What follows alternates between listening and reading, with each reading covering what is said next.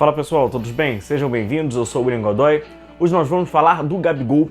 Falar do Gabigol taticamente, os números do Gabigol eles já comprovam toda a importância dele na história do Flamengo, tudo que ele tem feito, tudo que ele tem construído na história dele com a camisa do Flamengo. Mas hoje a gente vai falar do Gabigol taticamente. O quanto ele oferece de jogo, o quanto ele gera de jogo ofensivo para o Flamengo. Isso é uma grande importância. Porque apesar do Gabigol vestir a camisa número 9 e a gente o rotular como, em aspas, um centroavante, o Gabigol ele não é um centroavante, ele é até mais do que um centroavante. Ele tem números de centroavante quando a gente fala de artilharia, mas só que ele carrega com ele um jogo, ele consegue gerar um jogo na organização ofensiva do Flamengo que é muito importante e dá muitas possibilidades ao Rogério Ceni. Inclusive, para o recorte ficar bem fidedigno, a gente vai falar até do último jogo, Flamengo e Fluminense. Vamos ver as ações ofensivas do Gabigol, enquanto ele consegue influenciar o que ele pode, melhor, o quanto ele deve influenciar na organização ofensiva do Flamengo, uma peça fundamental do Rogério Ceni. E rapidamente, já estava esquecendo, galera, deixa o like, se inscreva no canal, eu conto com o apoio, com a força de vocês, vamos lá. Bom, a gente vai observar que foi um Gabigol com muita liberdade, então ele não ficou apenas preso, naquele corredor central, fazendo aquele jogo de retenção, aquele jogo de centroavante. É um Gabigol com muita mobilidade, muita movimentação. Inclusive essa jogada passa, ele fez esse jogo de apoio, a Arrascaeta toca pro Gabigol, o Gabigol recebe de costas já de primeira, ele já toca pro Bruno Henrique. As movimentações do Gabigol, elas são muito verticais. Ele é um jogador muito intenso, ele já tenta sempre atacar a área. Se ele não consegue sozinho, conduzindo a bola, fazendo um jogo ele mesmo, fazendo uma construção, ele vai tocar para um companheiro e ele já vai se projetar para dentro da área. A gente inclusive vai passar pelo gol que ele faz. O segundo gol dele passa por esse tipo de movimentação. Então o Gabigol já toca para o Bruno Henrique e já começa a acompanhar o Bruno Henrique com velocidade pelo corredor central. E uma característica muito interessante, muito inteligente do Gabigol é ele mapear o espaço. A gente também vai passa pelo primeiro gol do Flamengo. Ele mapeia o espaço. Então ele está no corredor central, mas vocês observam que ele prefere buscar as costas do Lucas Claro. Por quê?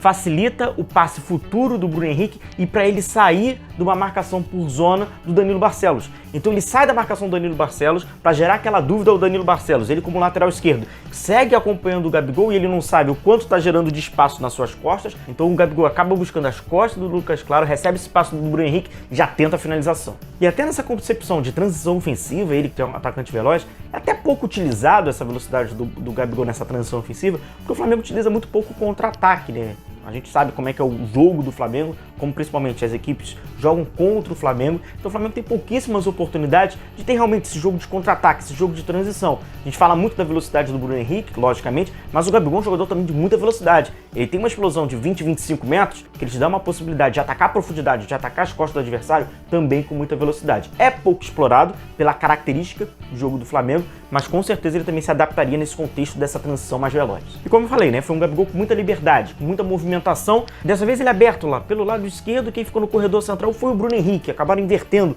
as posições, até mesmo a lógica de criação de jogada. É um Gabigol buscando o Bruno Henrique. Pelo lado esquerdo, mais uma vez, com velocidade, porque quando ele tem esse espaço, ele ataca com muita velocidade, ele é um jogador de explosão. Aqui o Danilo Barcelos até ele faz uma falta, ele acaba puxando o Bruno Henrique próximo à área, mas foi um período que o Gabigol, aberto pelo lado esquerdo, desorganiza, desorienta a defesa adversária e imprime aquela velocidade. Aqui mais um exemplo de transição ofensiva, eu gostei muito dessa jogada, inclusive no próximo frame, se eu não estou enganado. Inicia com o Flamengo, vem o Arrascaeta aberto lá pelo lado esquerdo, o Bruno Henrique por dentro, o Gabigol por dentro, dessa vez eles já estavam trabalhando no corredor central, os dois, e o Isla mais aberto pelo lado direito, o Isla que dá essa amplitude. O Isla tem a bola pelo lado direito, o Gabigol vai atrasar a passada para receber a bola do Isla. E é exato neste ponto que é muito interessante a gente observar, olha a inteligência do Gabigol. Quando ele percebe que o Isla vai começar a dar o passe para ele, até com esse frame ele fica bem, a gente consegue visualizar que até pela postura do Isla ele vai dar o passe. Olha o Gabigol. O Gabigol não olha mais pro Isla. O Gabigol dá aquela olhada para trás porque ele dá aquela mapeada. Nesse milésimo de segundo que ele para de olhar pro Isla, que ele para de olhar para a bola, ele já dá aquela mapeada pela zona. O que está acontecendo? Quem está atrás de mim? Como está sendo a movimentação? São poucos jogadores, sobretudo quando a gente fala de atacantes, que têm essa percepção do jogo, não apenas da área e de finalização. Então ele faz um mapeamento da jogada, consegue observar como está a organização ofensiva do Flamengo no exato período que o Isla vai dar para ele. E aí quando o Gabigol recebe essa bola, ele já sabe o que fazer. Ele tem a liberdade, a última linha do Fluminense não espera essa movimentação, porque ele acaba saindo, sai da lógica, porque o defensor está esperando sempre que o centroavante vá acompanhando na última linha. Ele saiu, criou um grande espaço, e esse espaço é o suficiente pro Gabigol levantar a cabeça, ver a movimentação do Arrascaeta, ele faz a infiltração por trás da defesa do Fluminense, ele dá um belíssimo passe, é quando o Arrascaeta sofre o pênalti. Uma belíssima e muito inteligente jogada do Gabigol, em aspas, à lá Arrascaeta. Um outro momento agora, porque passa também pela organização defensiva, um princípio de organização defensiva do Flamengo, que é um Gabigol intenso, um Gabigol ativo, mas também vale destacar, aberto também pelo lado esquerdo, jogando também pelo lado esquerdo. Ele vai tentar fazer a recuperação da bola, ele vai apertar o Kaique, jogador do Fluminense, próximo ao centro do campo. O Flamengo consegue recuperar a bola com essa ajuda mútua do Gabigol, fazendo essa marcação intensa, fazendo essa marcação ativa. E é aquilo que eu falei. Quando ele consegue recuperar a bola pro Flamengo, a mentalidade dele é vertical, então ele já rouba essa bola, ele já ajuda a roubar essa bola e já corre pra frente para dar aquele período de profundidade. E aí inicia um Gabigol explorando o espaço bem aberto mais uma vez pelo lado esquerdo, o Bruno Henrique acaba demorando um pouquinho mais para dar essa bola pro Gabigol, não deu o passe em profundidade, inclusive o Gabigol deu essa opção, o Bruno Henrique atrasou um pouco mais, dá pro Gabigol que já observa a chegada do Felipe Luiz, como eu falei anteriormente, né?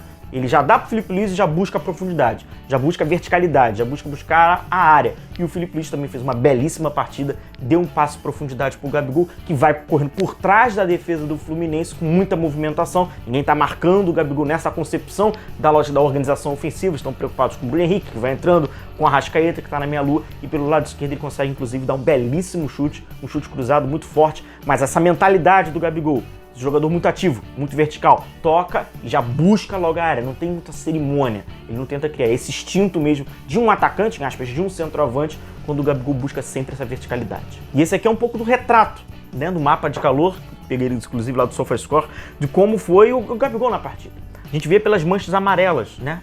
Então são as mobilidades. Olha como na organização ofensiva, no campo ofensivo do Flamengo, como ele teve bastante participação. Pelo lado esquerdo, como a gente mostrou, né, alguns exemplos, aqui um pouco mais forte dentro da área, próximo da meia-lua, também pelo lado direito, na intermediária ofensiva, então é isso. Não é um Gabigol preso, não é um Gabigol unicamente sendo um homem de referência lá na frente, aquele em aspas, postes. Isso inclusive abrevia a sua condição de jogo. Ele faz mais do que isso, ele é mais do que um centroavante. Ele gera o jogo ofensivo. Ele é a flecha do Flamengo, mas em alguns momentos ele acaba também sendo um arco, porque ele acaba condicionando a defesa adversária, ele acaba saindo, ele não fica parado, né? E deixar um Gabigol parado, você vai prejudicar o jogo dele, porque ele precisa de flutuação, ele precisa de mobilidade.